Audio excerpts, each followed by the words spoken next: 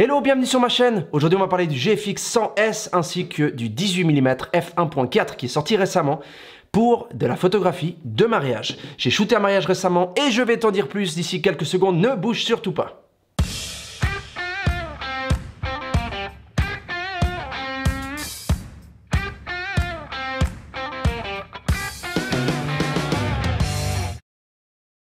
Cette vidéo va être divisée en plusieurs sections. La première section, ça va être le GFX 100S, les côtés positifs, les côtés négatifs, ce que j'en ai pensé pour un mariage. Ensuite, la prochaine section, c'est le Fujinon 18 mm f1.4 que j'ai utilisé lui aussi pour un mariage.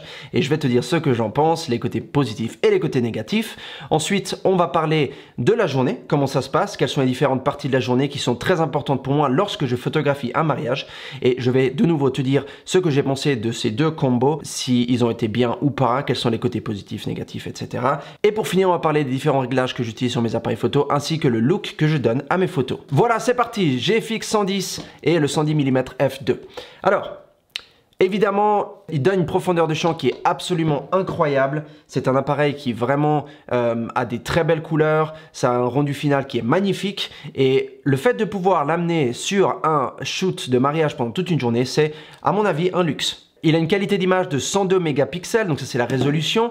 Évidemment, c'est énorme. Je ne suis pas quelqu'un qui court après les mégapixels. Ça m'est égal si c'est 26 mégapixels ou si c'est 102 mégapixels. La vérité, c'est que avoir autant de mégapixels, c'est pratique si on veut faire du rognage, donc on veut crop dans l'image et on veut recadrer pour garder une bonne résolution, ou si les mariés veulent ensuite imprimer leurs photos, faire des grands posters ou des grandes images, etc.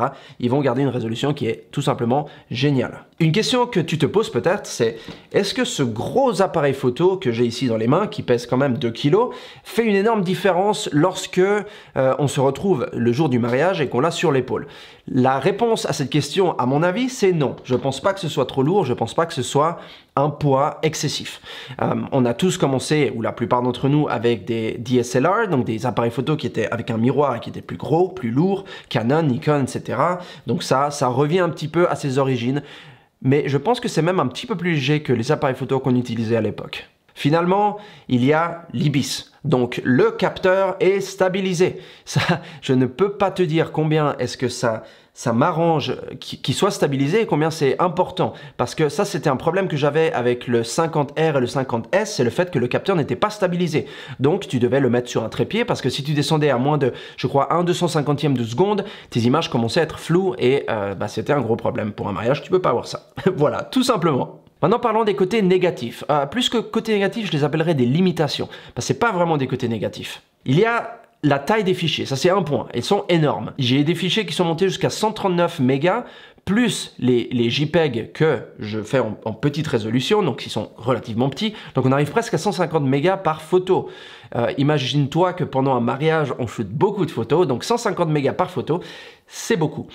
Lorsque tu mets ces photos ensuite dans l'album que tu donnes aux mariés qui ensuite distribueront à leurs invités, moi j'utilise Wix pour mon site internet, j'ai une limitation à 40 mégas par fichier, ce qui veut dire que quand j'exporte les fichiers, il faut que je les limite à maximum 40 mégas. Donc ça c'est un petit peu des limitations avec lesquelles il faut penser. Même chose pour le traitement d'image. Quand tu traites les images, il faut que tu aies un très bon ordinateur parce que avoir des fichiers aussi lourds et aussi gros, ça demande beaucoup de CPU et beaucoup de processing de la part de l'ordinateur. Ça, c'est plus une information que je te donne maintenant. C'est l'aspect natif des images, c'est 4:3 plutôt que 3:2. Qui est ce que j'utilise pour mes appareils photo APS-C, XT2, XT3, XT4, etc. Donc ça, c'est juste quelque chose qui peut être un problème dans le sens qu'il n'y aura pas une consistance. Donc ensuite, dans Lightroom, il va falloir que tu rerognes et que tu changes l'aspect aspect ratio de tes images pour avoir l'aspect qui soit pareil sur toutes tes photos pour garder une consistance en fait. Au niveau du poids, je l'ai déjà dit, c'est lourd, c'est 2 kg comparé à juste moins de 1 kg avec le XT3 et le 56 f1.2. Donc c'est littéralement la moitié du poids. Donc tu vas avoir le double du poids sur ton épaule. Si c'est pas quelque chose qui t'embête ou que tu as une bonne épaule, ben voilà, c'est pas un gros souci. C'est une limitation dans le sens que c'est un peu plus de poids et puis c'est toujours un petit peu ennuyeux d'avoir plus de poids sur l'épaule pendant toute la journée. Il est plus lent quand tu shootes les photos, ça il faut le dire. D'ailleurs je vais faire un test, je vais faire une photo ici. Écoute. Voilà. Donc tu entends ce... C'est plus lent qu'un XT2, XT3, XT4. Ils sont beaucoup plus rapides, comme on dit en anglais, snappy. Donc vraiment, ils shootent les photos rapidement. Ça, c'est un peu plus lent parce que le capteur est quand même beaucoup plus grand. C'est un moyen format. Donc du coup, juste pense avec ça. Je suis quelqu'un qui shoot des photos un peu plus lentement dans les mariages. Je pense à mes photos beaucoup plus, tout en étant rapide, mais je shoote pas des rafales de 50 photos d'un coup pour en choper une bonne. J'essaye de choper la bonne et d'habitude ça marche très bien. Donc pour moi ça n'a pas été un souci, mais ça peut être une limitation pour certains qui sont habitués à shooter des rafales et shooter très très vite. Une note séparée sur la batterie, donc on a la même batterie qu'on trouve sur le XT4. Voilà, donc c'est cette batterie-là avec les deux petites bosses. J'ai shooté 360 photos pendant la journée, j'avais environ 50% de batterie restante. Ce qui fait que je pense que tu peux shooter environ 500-600 photos tranquillement avec cet appareil pendant la journée. J'en avais 3 avec moi, j'en ai utilisé qu'une, justement parce que j'avais que la moitié qui était utilisée. Mais garde toujours 2 ou 3 batteries avec toi au cas où pendant la journée. Voilà, attaquons maintenant les parties de la journée. Alors tout d'abord, on va commencer avec la préparation des mariés, la décoration et en fait la préparation du tout le matin dès que tu arrives, c'est la première chose qu'on fait. Donc, je suis arrivé avec mon 110, je suis arrivé avec mon XT3 et le 18 mm f1.4. Alors, shooter avec le GFX 100S, c'est pas une limitation, c'est génial. J'ai pas vu une grosse différence comparée à mon XT3 et le f1.2 56 mm. Par contre, j'ai eu un petit peu mon attention sur le fait que les fichiers sont si gros que ça. C'est énorme. Donc, shooter des fichiers qui arrivent jusqu'à 150 mégas par image, il faut penser avec. J'avais 2 cartes mémoire de 128 mégas. J'utilise le mode backup, donc j'ai les mêmes fichiers qui sont copiés sur les 2 cartes mémoire. Malheureusement, j'avais pas des cartes mémoire de 256 ou de 512 parce que d'habitude c'est largement assez 128 MB par appareil photo sur mes XT. Donc, si tu veux shooter avec ça, prépare-toi ou avoir beaucoup de cartes mémoire ou en avoir des cartes mémoire qui soient plus grandes et une plus grande capacité. Voilà, donc ça c'était la seule, je dirais, limitation.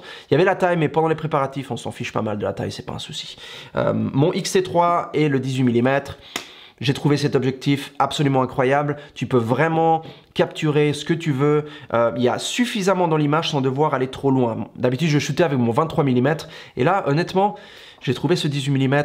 Mouah, fantastique. Ensuite, on a l'église, la cérémonie. Voilà, donc l'église / la cérémonie. Ça, dans ce cas-là, ça s'est passé dans une petite chapelle, donc j'avais l'espace qui était réduit. Donc le 110 mm, encore une fois, était génial, surtout au niveau... La chose que j'ai aimé, c'est la qualité du rendu final et le fait que l'obturateur était très silencieux. Il était vraiment... Il fait un son qui est silencieux et qui n'est pas aussi lourd et aussi aigu, je dirais, que le XT3, XT2, XT4, etc. Par contre, le 18 mm pour l'église, c'est un bijou. Vraiment, qu'il y a les espaces serrés, c'est juste l'objectif qu'il faut avoir sur son appareil. Beaucoup de gens m'ont demandé si le 16 mm fait une grosse différence comparé au 18 mm pour les mariages. J'en sais rien parce que j'ai pas encore testé.